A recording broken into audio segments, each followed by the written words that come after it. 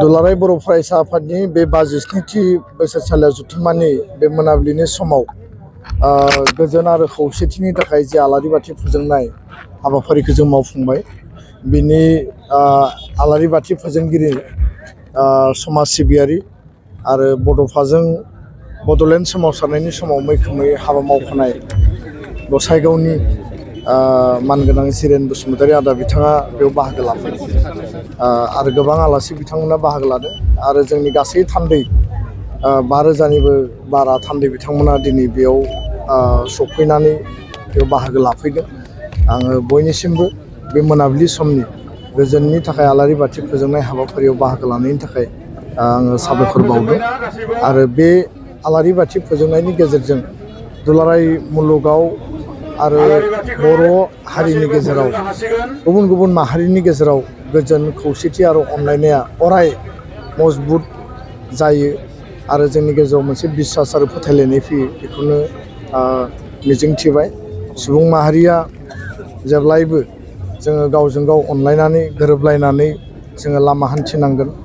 जोंनि मोननो गोनां माखासे दाबि दावा जेंना जेंसिखौ जोङो जुजिलांनांगोन आरो जोंनि मोनफ्रोमबो जिउआव मोगा मोगि जानाय जेंना जेंसि सौग्रावनाय थासारिफोरखौ जोङो अभारकाम खालामनानै जोङो लामा हान्थिनांगोन आरो बे गुबै थांखिखौ लानानै दुलाराय बर' फरायसा आफादा जेब्लाबो फोथायो आरो बड'फायानो फोरोंना गालांदों लिभ एन्ड लेट लिभ, थां आरो थांनानै थानो हो। दा जोंनि हारिखौ जोङो गायसननायनि गेजेरजों जौगाहोनायनि गेजेरजों सिनायथि होनायनि गेजेरजों जोङो गुबुन गुबुन जोंनि ओनसोलाव रायजो जानाय हारि हारिसाफोरनि अराय बिथांमोननि मोजांखौबो जों हास्थायो आरो बेखायनो बर' हारियाव थांनाय समफोराव जिफोर हारियारि दाङाबाजि जोंनि गेजेराव फ्रेट्रिसाइडेल किलिं जोंनि गेजेराव सोमावसारनायनि समाव पुलिस आर्मि मिलिटारिजों जों माने बुथारजाबाय गावथारजाबाय आरो गुलि जानांबाय, लावथि बिखुङाव जोङो बानांबाय, जिनाहारि खालामजानांबाय, जोङो माने जेलाव लानानै थांजाबाय, आखाइ आथिं जोङो माने नोरजिया जानो गोनां जाबाय। बे थासारिखौ गोब्राबनिफ्राय गोब्राब थासारि डु अर डाइ, लाइफ एन्ड डेथ, बे सिटुवेसनखौ जों अभारकाम खालामनानै दिनै मोनसे सान्थि गोजोन आरो मोनसे राफोद बर' हारि आरो समाज जों दिनै मोननो हाबाय। दा बेखायनो जोङो अराय बै थासारिफोरखौबो गोसोखाङो आरो बै थासारिनिफ्राय दिनै जों मोजां सम आरो थासारि मोनबाय, बेखौ जोङो मजबुतै लांनांगोन आरो बेखायनो बे जोंनि मोगथां थासारि आरो बे बास्तबमुखि थासारिनि गेजेरजों बर' हारिया दावखोगासिनो दङ। एबसुआ जेब्लायबो प्रेक्टिकेल आरो मर जोङो जोंनि जि डिटारमिनेसन हारि दानायनि थाखाय नैबेबायदि हाबाफारिनि गेजेरजों गावखौनो जों मजबुत खालामबोदों आरो दिनै फिन समायखिरा लादों।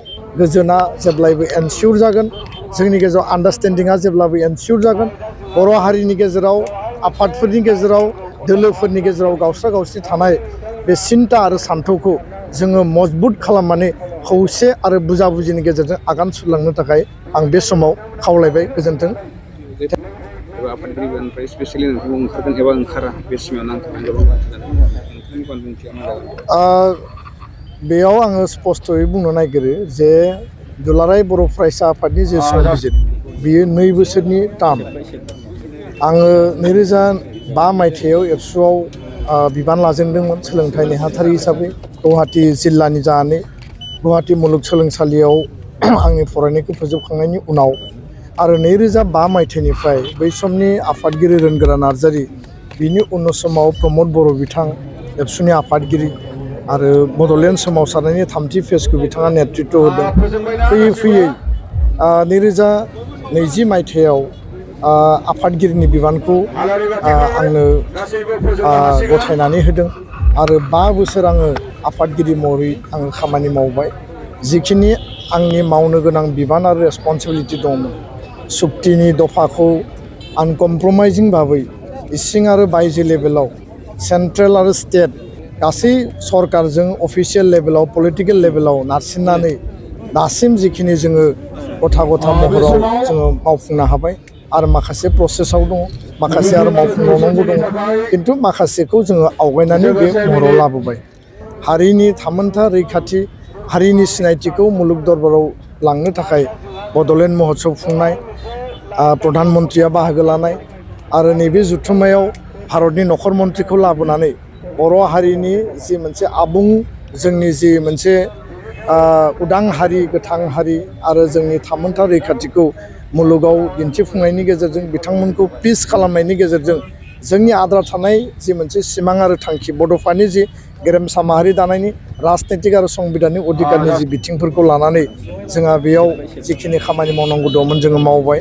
बर' हारिनि जिखिनि आफादफोर दङ बे आफादफोरखौ खौसेयै मोनसे प्लेटफर्माव लाबोनानै माहारि दानायनि थाखाय जोङो खौसे खालामनांगौ। जों जेब्लायबो खौसेयै दिनै ज'यै गसंथानानै खामानि मावदों। बर' हारिनि आन्सलिक राजनितिक हान्जाफोरखौ ज'यै खावलायनानै दोंसे लामाजों बुजा बुजिनि आधाराव थाबायलांनो हायो नामा, बिनि थाखायबो जोङो प्रसेस्टा नाजानायखौ जोङो खालामनाय जाबोदों। दा माखासे हाबाफारिफोरखौ थांनाय समाव जोङो मावबाय, आरोबाव मावबावनांगौ दङ। खिन्थु खोथाया जाहैबाय जे 2 बोसोरनि जिहेतु संबिजिताव लिरनाय थायो आरो 2 बोसोराव जोंनि जिल्ला आन्सलिक मिरु जोंहा टार्मिनेटिं सेसन जायो। मोनफ्रोमबो टार्मिनेटिंआव गोजाम आफादखौ सिमफायनाय जायो, गोदान आफाद दाफिननाय जायो। दा बेखायनो जिहेथु आङो गोलाव सम खामानि मावबाय, आफादगिरि महरैबो आं 5 बोसोर थाबाय, आङो जिखिनि केपासिटि आरो जिखिनि आंनियाव क्षमता दङमोन, एबसुनि आदर्श प्रिन्सिपल बड'फानि फिल'सफि बे दर्शनखौ लानानै हाबा मावबाय। आरो बेखायनो आङो खावलायदों बियो थान्दै मेलनि बा थान्दै हलनिसो मेटार, खिन्थु साधारन रायजो राजा जोंनि बिबानगिरिफ्राबो बयहाबो मोनसे गोसोआव सोंलु थायो जे एबाराव मा जागोन। बिनि फिननायखौ आङो बेखिनिखौल' होदों जे आङो नैबे जुथुम्मायाव जि गोदान आफाद दानाय जागोन, गोजाम आफादखौ सिमफायगोन, बेयाव आङो जोंनि थान्दै मेलाव गंग्लायै आङो खावलायगोन। आङो बयखौबो माने आर'ज गाबगोन जे दुलाराय बर' फरायसा आफादनिफ्राय आंखौ ओंखारनो थाखाय बयबो जाहाथे मदद होयो आरो आं जाहाथे मोजाङैनो बिदाय लानो हायो। गोदान जेनेरेसननो लिडारशिप होनांगौनि गोनांथि दङ, दायित्व बिबान होनांगौनि गोनांथि दङ। जेनेरेसना लिडारशिप लायोब्ला एबसुआ आरो शक्तिशालि गोख्रोङै खामानि मावबावनो हागोन। दा बेखायनो आङो बे खोथाखौ थान्दै हलाव खावलायगोन। आरो मैयाबो मिडिया सोंदों, आं बिथांमोननोबो बुंदों, खिन्थु खोथाया बे नङा जे आं बबेबा पलिटिकेल